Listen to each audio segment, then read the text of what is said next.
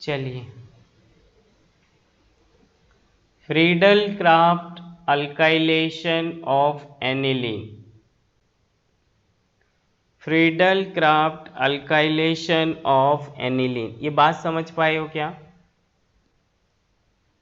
अब देखिए, एनसीईआरटी में ये सवाल बड़ा मेजर करके लिखा है, जेई और नीट में हर साल आता है, बोर्ड में तो आता ही आता है।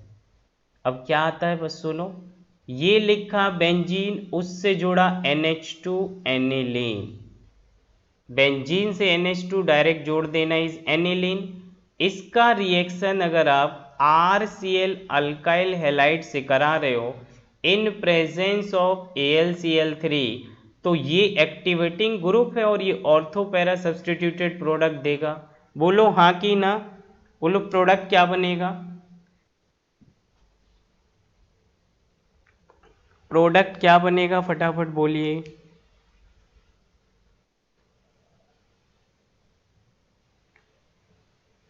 ऑर्थो पैरा पर जुड़ जाएगा। क्या बात है, क्या ही नॉलेज है तुम लोगों का। एनिलीन पर एक बार ऑर्थो पर ये आर जाके जुड़ जाएगा और एक बार पैरा पे जुड़ जाएगा, और यही आपका महान नॉलेज आपको नीचे फेंक देगा। So answer is no reaction. Answer is no reaction. Why it is?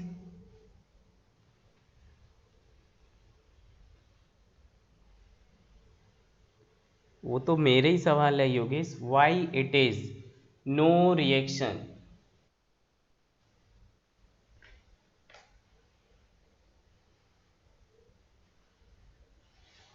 बोलो। यस ऋषभ बोलिए। सोनिया जी बताइए। आप लोग तो पढ़ लिया ना पूरा, ऑर्गेनिक एरोमेटिक हो गया, कई चैप्टर्स आपके हो गए।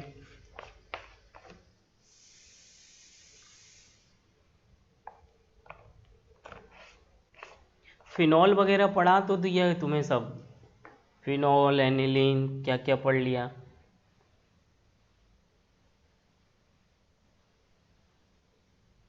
न्यूक्लियोफिलिसिटी ज़्यादा नहीं होगा, किसका मैकेनिज्म नहीं बताया।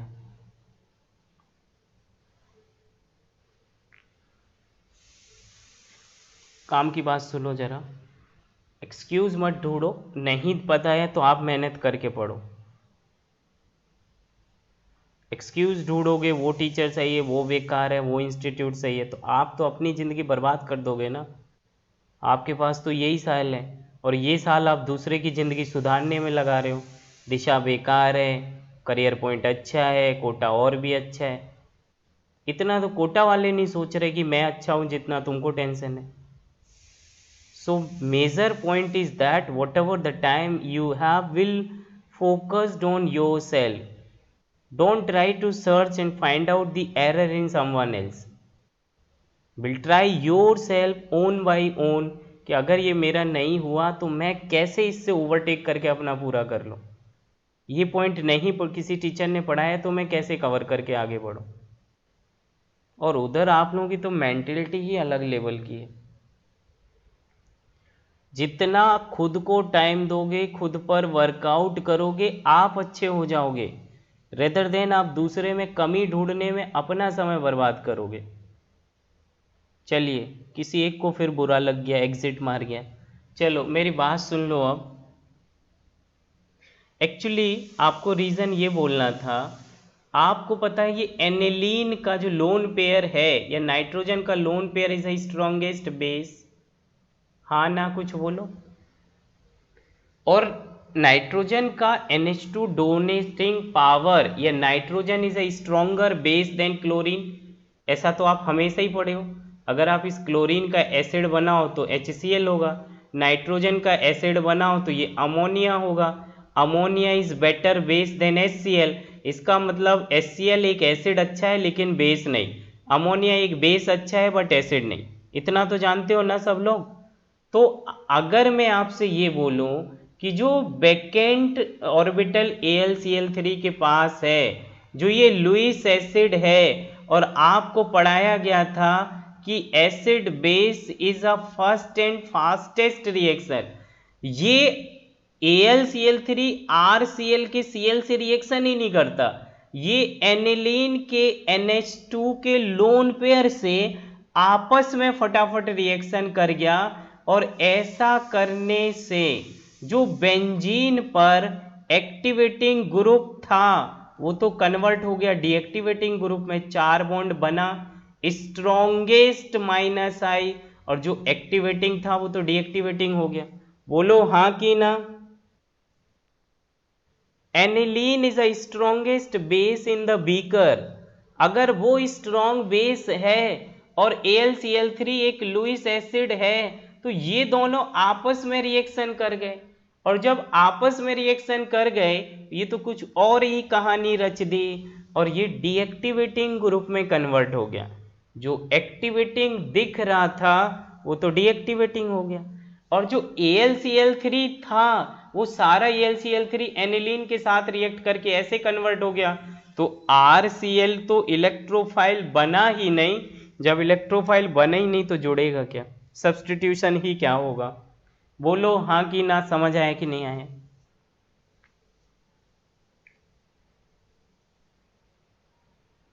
सो रीजन इज दैट कि Friedel Craft alkylation of aniline is not possible directly.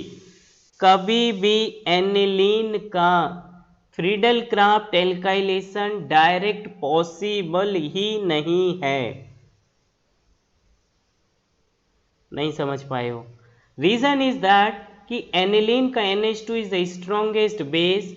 Beaker में आप जो RCl और लुईस एसिड लोगे, वो RCl और लुईस एसिड आपस में रिएक्शन ना करके एनिलीन या नाइट्रोजन के लोन पेयर के साथ एसिड बेस रिएक्शन हो गई, और जो एक्टिवेटिंग ग्रुप थे वो तो डीएक्टिवेटिंग में कन्वर्ट हो गए।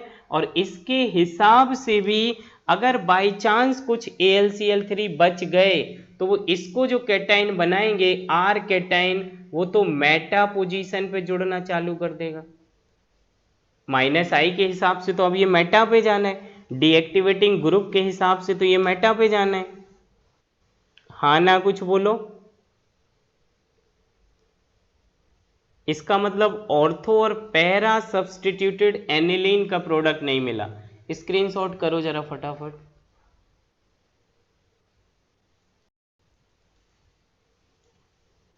तो क्या किया जाए।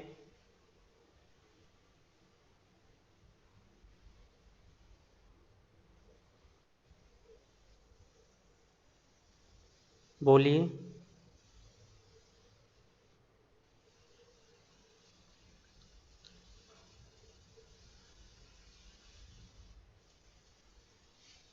इसका मतलब कि एनिलीन का जो स्ट्रॉन्ग बेसिक पावर है वो कमज़ोर किया जाए, इसे वीक बेस बनाया जाए, ताकि बीकर में ये वाला स्ट्रॉन्ग बेस हो जाए और ये लुईस एसिड और बेस की रिएक्शन कमज़ोर पड़ जाए। बोलो हाँ ना, यही तो करना पड़ेगा, तभी तो ये इसको आपस में रिएक्ट करेगा, ये कैटाइन बनाएगा, तब जाके प्रोडक्ट मिलेगा। यस नो, ये लाइन समझ पाए क्या बोला। Are you getting this point what I said. So इसके लिए हम क्या करते हैं, जो आपका एनिलीन है जो कि एक बहुत ही स्ट्रॉन्ग एक्टिवेटिंग ग्रुप था, इवन क्लासिफिकेशन में मैंने सबसे आगे लिखवाया था, तो ये इसकी रिएक्शन हम किससे कराएंगे, दो चीज़ों से कराएंगे। एक तो RC+Cl एसिड हैलाइड ग्रुप से, या RC+O R एसिड एनहाइड्राइड से। इसमें एक्चुअली ये जो रिएक्शन है इसको पढ़ते हैं nucleophilic addition followed by substitution. ये लोन पेयर इसके कार्बोनिल पे जाके जुड़ेगा, ये बॉन्ड टूट जाएगा ऊपर की साइड। तो ये होता क्या है जरा देखो, ये NH इधर एक H और ये 4 बॉन्ड लोन पेयर से जुड़ गया था, O से बन गया माइनस, इधर लिखा Cl और ये R। बोलो हाँ ना। जैसे ये वापस इधर लौटेगा ये Cl निकल जाएगा, तो पहले नाइट्रोजन का लोन पेयर कार्बोनिल से जुड़ा और न्यूक्लियोफाइल जुड़ा, न्यूक्लियोफिलिक एडिशन, ऑक्सीजन वापिस लौटा, लिविंग ग्रुप निकल गया, इज एलिमिनेशन। पढ़ते हैं इसको, nucleophilic substitution addition followed by elimination. Nucleophile आया, उसे सब्सटीट्यूट होना है, पहले एडिशन किया, जुड़ गया और बाद में एलिमिनेट किया। तो ये जो Cl माइनस निकलेगा, यही Cl माइनस एक H+ को ले जाता है और ये न्यूट्रल होता है। अगले स्टेप में कर लेते हैं, अभी एक एक स्टेप सुन लो। ये जो नाइट्रोजन है, इस नाइट्रोजन के एक H इधर एक इधर, 4 बॉन्ड और ये C डबल बॉन्ड R हो गया। तो जो Cl माइनस निकला था वो इस H+ को ले जाएगा, क्योंकि नाइट्रोजन ज़्यादा टाइम तक प्लस नहीं रखेगा, तो ये H+ बनेगा, तो बॉन्ड के दोनों इलेक्ट्रॉन वापस नाइट्रोजन को मिले और इसका लोन पेयर इसे वापस कर दिया। बोलो हाँ कि ना। इसको हम लोग पढ़ते हैं प्रोटेक्शन ऑफ लोन पेयर। ये लोन पेयर को बचाओ, प्रोटेक्ट करो, ताकि ये AlCl3 के साथ एसिड बेस रिएक्शन ना करे। हमने अब इसको वीक बेस बना दिया। इस नाइट्रोजन का लोन पेयर अगर इधर रेजोनेंस करेगा तो ये माइनस ऑक्सीजन पे जाएगा, और ऐसा रेजोनेंस 70% चल रहा है, तो 30% ही तो रिंग के साथ बिजी है। इधर रेजोनेंस किया तो ऑर्थो पैरा पे डेंसिटी बढ़ाया। It is called protection of lone pair by the group of acid halide और एनहाइड्राइड। अब प्रोटेक्टेड लोन पेयर को AlCl3 नहीं ढूंढेगा, जब इसको यहां फ्री लोन पेयर मिल रहे हैं और ये एसिड बेस, या मैं ऐसा आपको पॉइंट लिखा दूं, amide is a weakest base. अब अगर ये वीक बेस हो गया तो क्यों AlCl3 अमाइड वाले लोन पेयर को, ये तो RC double bond RNHC double bond हो, या ऐसे पढ़ो RC double bond NH2 is amide group. बोलो हाँ ना। अरे अमाइड हो गया ना, और अमाइड एक वीक बेस हो गया क्योंकि उससे -M जुड़ा है। अब अगर ये ऐसा कर दिया तो इसका सब्स्टिट्यूशन पॉसिबल है। अब आप क्या करोगे, ये NHC double bond OR reaction कराओगे RCl, प्रेजेंस ऑफ AlCl3, ये निकल जाएगा, कैटाइन बनेगा। तो अब ये स्ट्रॉन्ग एक्टिवेटिंग नहीं है, बट लिस्ट ऑफ एक्टिवेटिंग ही है। काम तो एक्टिवेटिंग वाले में ही रखा है। अगर वो लिस्ट ऑफ एक्टिवेटिंग ग्रुप है तो एक्टिवेटिंग ग्रुप का केवल एक ही काम है कि वो काम क्या करेगा आपका, एक्टिवेटिंग ग्रुप केवल ऑर्थो पैरा पर डेंसिटी बढ़ाएगा, बेशक कम बढ़ाए।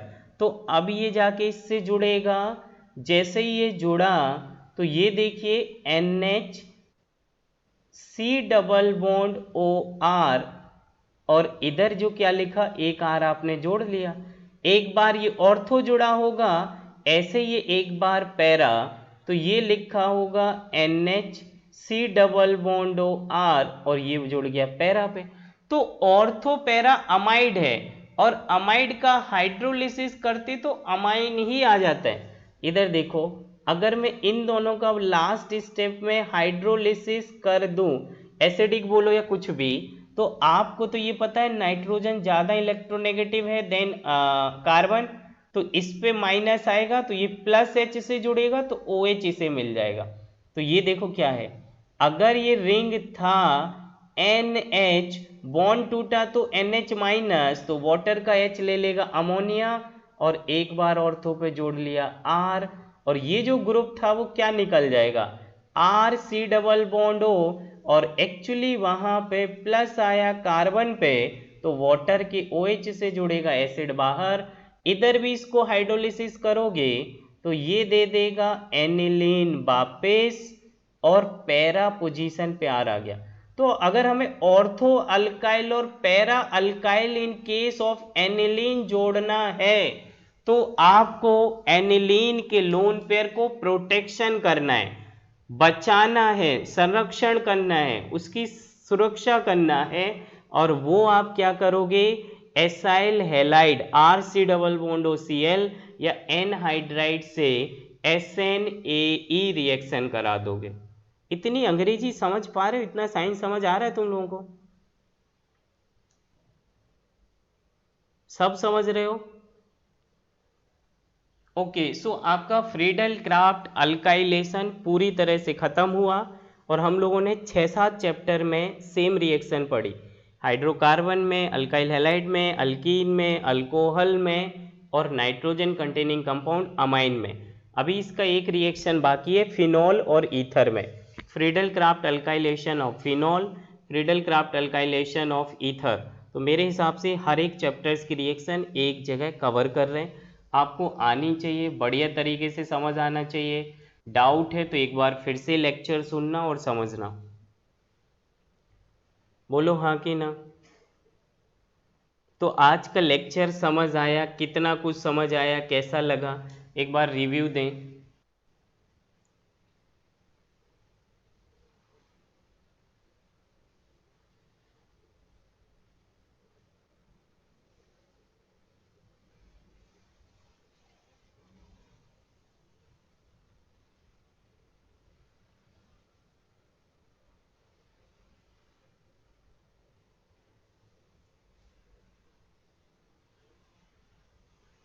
सभी को समझ आया? कोई तकलीफ हो तो बोलिए। Okay, all clear, okay. So जाके नोट्स बनाइए, जहाँ दिक्कत हो उतना रिकॉर्डेड उतना ही सुनिए, और नहीं समझ आए तो या फिर फ्रीक्वेंसी कम है तो एक बार फिर से पूरा सुन लीजिए, रिकॉर्डेड फॉर्म में ओपन करके ऑन करके प्ले करके रख दीजिए, नोट्स पढ़ते रहिए, जहाँ पे लगे नहीं समझ आए वहाँ पे थोड़ा कंसंट्रेट किया और कंटिन्यू से प्ले होते रहने दीजिए, चलने दीजिए। जो वर्ड बोले उसमें कोई लाइन हिंदी अंग्रेजी इंपॉर्टेंट लगते हैं उसे नोट कर लीजिए। केवल स्क्रीनशॉट से उतने शब्द आप लिख नहीं पाओगे जो जो मैंने बोला है, इसलिए थोड़ा सा टाइम देके रिकॉर्डेड को एक बार प्ले मोड में रख के जितना जैसे भी आपको कंफर्टेबल लगे वो आप करिए। चलिए, कोई सजेशन बोर्ड को लेके, जेई को लेके, कोई suggestion please tell me fast. कल की क्लास इनऑर्गेनिक की रखें क्या? ओके सर, कल क्लास कब से है? मैडम ने अभी मुझे कुछ बताया नहीं, बट 11 बजे के बाद है, मॉर्निंग में नहीं है, 11 बजे के बाद रहेगी, जो भी टाइम स्लॉट दिया जाएगा। तो चलो, okay, take care, bye bye, okay, good night to one and all.